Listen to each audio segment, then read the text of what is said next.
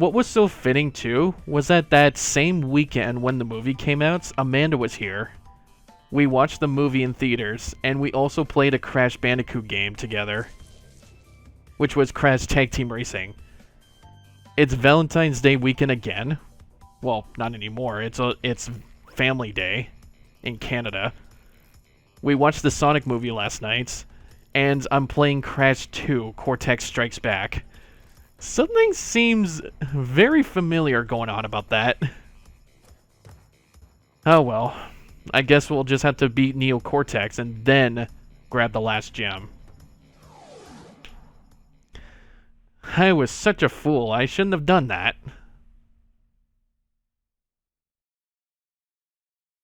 Damage his jetpack to keep him from escaping.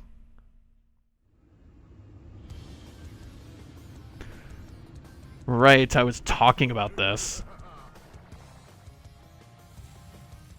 Defeat Cortex before he escapes to his space station.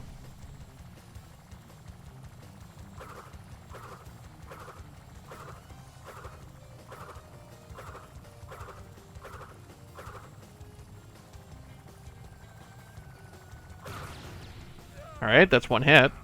Go! Hopefully I seem to get the hang of this, Oh.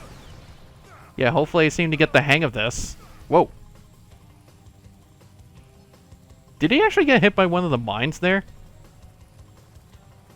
Oh! Oh. Okay. Come on, just one more hit. It's super easy. He's almost... Hey, there we go. Cortex inadequate. Oh, it's an upgrade. Also, that was super easy. Yeah, see? I told you I could get the hang of that jetpack. I was just holding forward and then just going up and down. I didn't need to go backwards. To run faster, hold down R2 while running. This is probably like the first upgrade in Crash history. Also, I totally forgot that this existed in Crash 2. I thought it was all in Crash 3. Because I know you can do like the hover spin and the bazooka and stuff. But not in this one.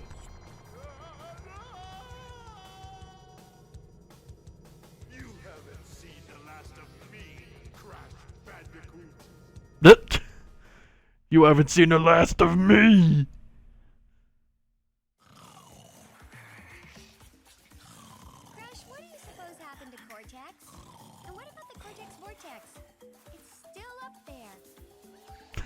As he gets dragged away.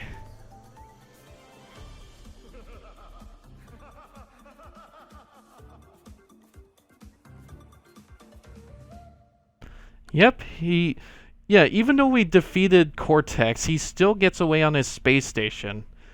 But at least he doesn't have all the, at least he doesn't have all the power crystals to do it. But yeah. That is... apparently the final battle of Neo Cortex, and also the end of Crash Bandicoot 2, Cortex Strikes Back. It was definitely a lot more plot than it happened in the first game, not gonna lie. Is this playing the fucking... Is this playing the Wild Hog level in Crash 2? Guess they really like this music, don't they? But yeah. That is a Crash 2. Like I said too, I wanted to finish this last night, but... I wanted to finish this last night, but I didn't want the computer to crash so easily. But we're here now. I thought I had an okay time playing this game. In fact, it was a lot easier than I thought if I just, like, focus extra hard on the levels. Especially the fucking snow levels. Like, I think those were my hardest challenge. No, not even the polar bear levels were that hard compared to the ice one. Not even the polar bear ones. Not even the last few levels, too. I'm like honestly surprised. Also, that final battle with Neo Cortex was very lackluster, if you ask me. Like, all it was just chasing him down in your jetpack, and then just hitting the square button if you get close to him. Which I'm pretty sure I probably have to do again, just for grabbing the last gem for the alternate ending. Because Cortex said you had to collect all the crystals to power up his space station laser. But there was also Dr. Embryo, voiced by, fucking Maurice LaMarche, fucking the brain. And you have to collect all the gems for him. He said that, like, very early in the game, too. VV special thanks. Additional development support forum of toys for Bob. Do something! As he made toys for them. A very special thanks to Naughty Dog. Of course. They were the ones that originally made this game. And also additional thanks to these names. Oh yeah, Activision. Yeah, currently Activision owns Crash Bandicoots. I honestly hope that Sakurai gets the IP rights to Crash Bandicoots and Activision's approval to have him in Smash. He's like Crash Bandicoot is the perfect addition to the game. Because he's been around since like the PlayStation 1 times, which is around like Nintendo 64. And he's been like a platformer character. He's like perfect for the game. I'm pretty sure he's gonna have a playstyle like Banjo-Kazooie, and people are gonna hate him for it. It's gonna have that like... You're gonna have those nostalgia glasses when you hope for your character to come into the fighting game, and then when you actually see him in action, you throw those glasses away. Oh shit, Matt Mercer. What's he doing in the credits? Was this during the Activision credits? What? He's the fucking voice of McCree. Jeremy Reimer, Chris Reynolds. What are these names? I'm just seeing names here. I totally forgot what they were.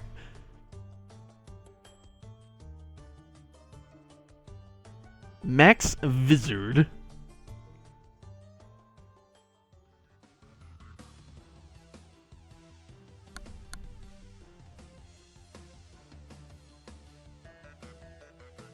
But yeah, what was I saying too? Activision owns Crash Bandicoot, and I think they added Crash 4, It's About Time, into the Battle.net.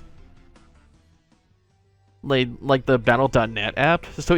So whenever you open it up, trying to open up Overwatch and shit, it's like, you got your famous game, you got your worldwide famous games on this list here. You got Overwatch, you got Battlefield, you got World of Warcraft, Crash Bandicoot. It's just so out of place because every other game in that list is mostly like first-person shooter. And then you just see Crash Bandicoot because Activision owns him.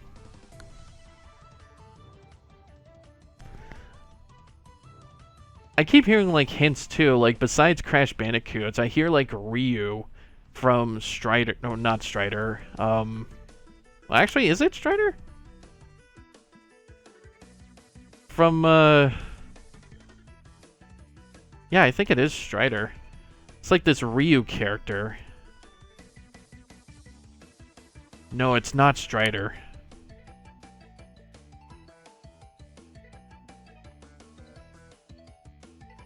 It's not, it's definitely not Street Fighter. Ninja Gaiden, that's it. Why did I think Strider? Hell, I probably think that character is also named Ryu. But he's actually playable in Marvel vs. Capcom. But what I was thinking of is the Ryu guy from Ninja Gaiden, which is one of John's favorites. But I think he got what he wanted, which was Terry from Fatal Fury. I think what I wanted... Oh, here are the voice actors. Yep, Maurice LaMarche, Jess Harnell, and Fred Tatasciore. Fred Tatasciore, the voice of Soldier 76, but there was also Jess Harnell. I didn't know for the longest time that he was actually the voice of Wacko in Animaniacs. So when I was listening to the, or when I was watching the recent reboots of Animaniacs, which I think they still have to work on their second season, because I don't know if they signed a contract for 2 seasons of the show. I feel like they would do a lot more during this time. But Jess Harnell does the voice of Wacko, who also does the voice of Crash Bandicoot.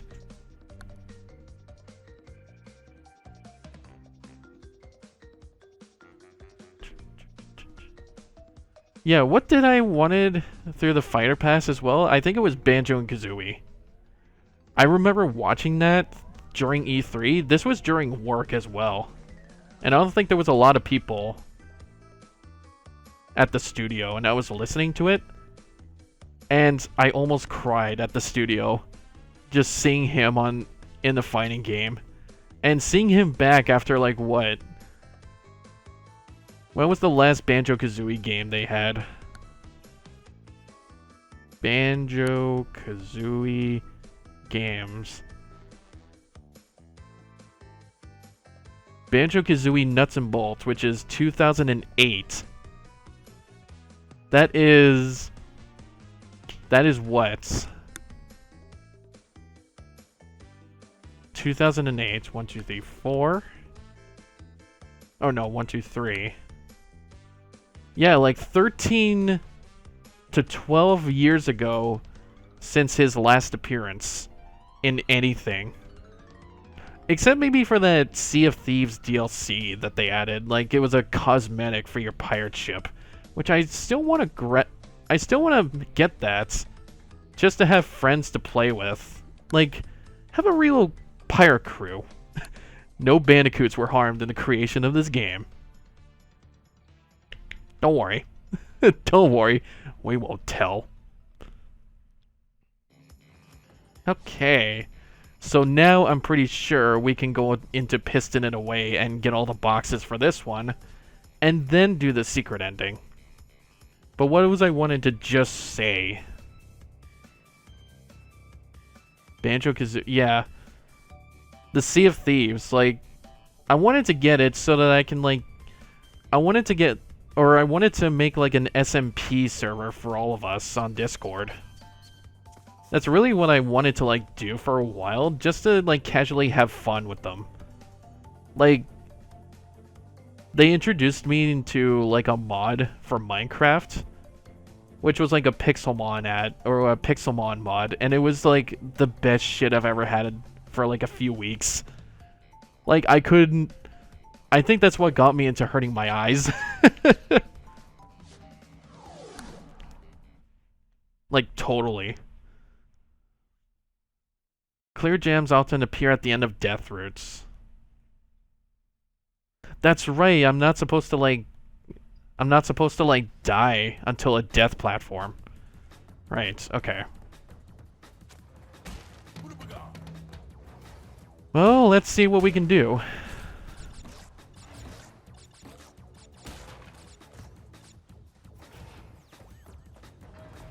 Actually, I think if I remember correctly, I think this is the one where I was, like, 1 off on a box.